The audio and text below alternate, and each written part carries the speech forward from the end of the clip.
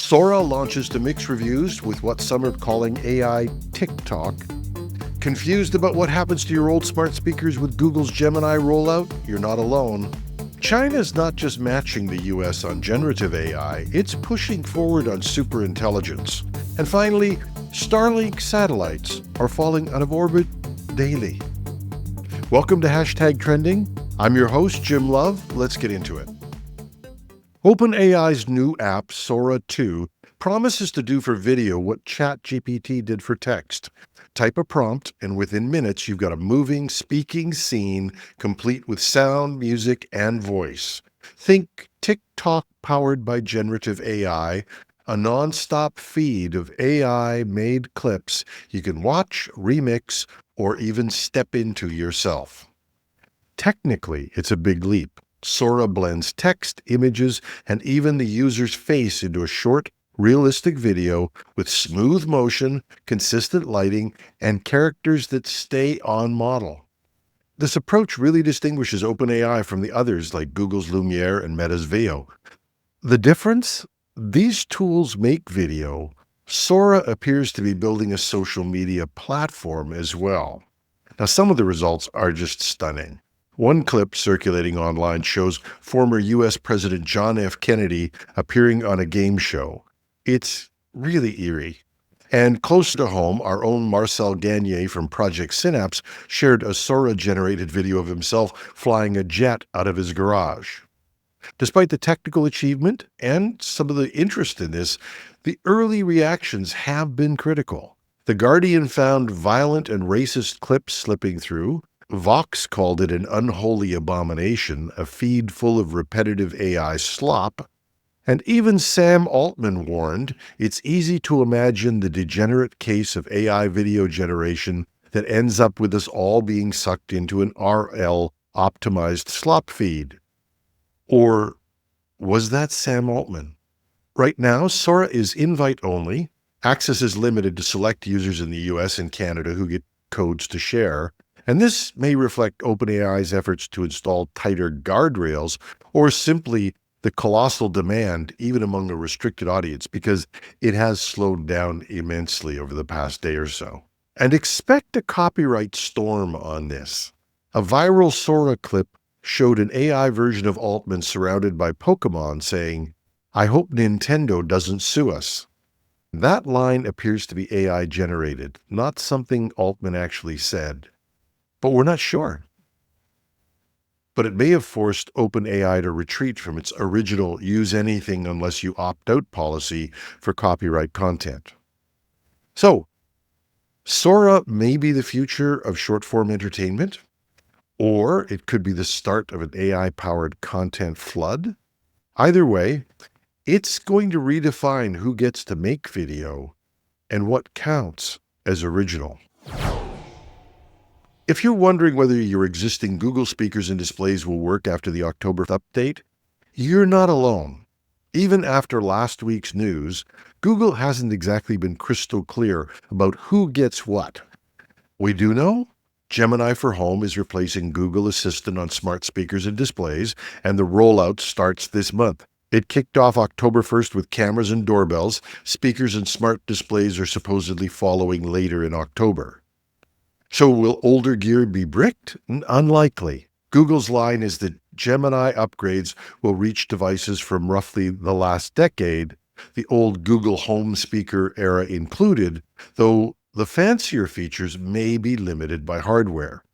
You might think about it as your device still working, but it might be feeling a little second class compared with the newest models. What's going to change? Well, voice control is going to get more conversational. That's Gemini becoming the default home voice, a much more intelligent speaker. Secondly, the Google Home app is going to pick up smarter controls and an Ask Home Assistant for automations and camera queries. Third, Google is introducing Google Home Premium. It's a subscription that unlocks things like Gemini Live, which is supposedly a hot word-free chat, AI notifications, home brief summaries, and a searchable video history, features that may not all land on older hardware. The bottom line? Over the next few weeks, most existing speakers, displays, cameras, and even doorbells should keep working, but the best Gemini features are likely to show up first and run best on newer devices, with some gated behind the new subscriptions. If your model is ancient, expect, maybe basic voice and control, but not the full AI experience. Again, Google's been clear as mud on this. We're just guessing from what we can pick up.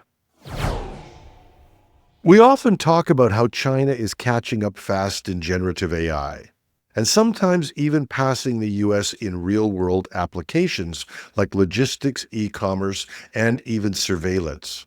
Quite the contrary. A recent NBC News report says Chinese AI leaders and policymakers are now openly talking about superintelligence, and US officials are paying close attention. The language is careful, but it signals that China wants to be seen not just as a follower, but as a leader in the next phase of AI. And at the same time, China's AI companies are producing some of the most used open-weight models in the world. Alibaba's Qwen family has been downloaded more than 40 million times, making it the country's most deployed open model. The new Qwen 3 Max boasts over 1 trillion parameters and is built for reasoning and autonomous agents. So while the focus of Chinese AI remains deeply practical, from factory automation to city planning, its research labs are still talking about machines that could one day outthink humans. That ambition has strategic value. It helps attract and hold talent, funding, and international prestige. For now, China's AI strategy seems to balance the real and the aspirational, put AI to work in the short term while keeping its eyes on the long-term goal that still sounds like science fiction, superintelligence. And finally, when you wish upon that falling star, it might be a SpaceX Starlink satellite. SpaceX's Starlink network has given the world fast internet in places where fiber will never reach, but it turns out that building a mega constellation in orbit has its own gravity problem. In the past few weeks, dozens of Starlink satellites have been re-entering Earth's atmosphere, creating bright trails visible from the ground. Gizmodo reports that a solar storm and orbital decay have combined after malfunctioning. This isn't catastrophic. Starlink was designed so that dead satellites burn up completely on re-entry, leaving little or no debris.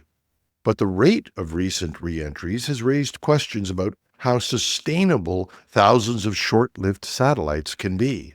Even a small failure rate could add up to a steady rain of hardware.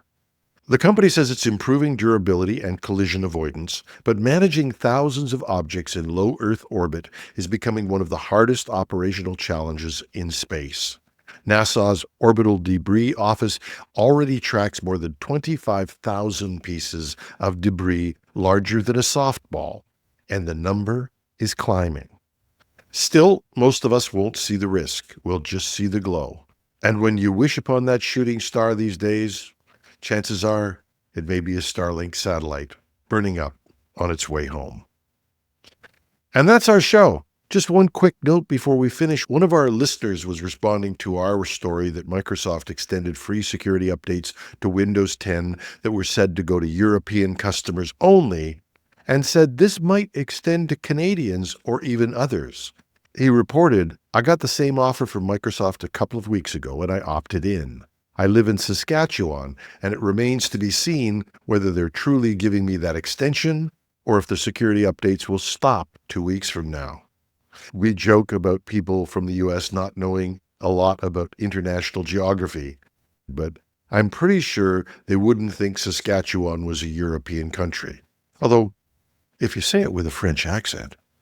Anyway, let us know if any of you have had similar communications.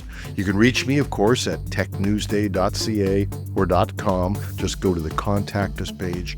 Let us know. And if you're watching this on YouTube, just leave a comment below the video. We had a wickedly great weekend. I hope you did as well. But today, have a marvelous Monday.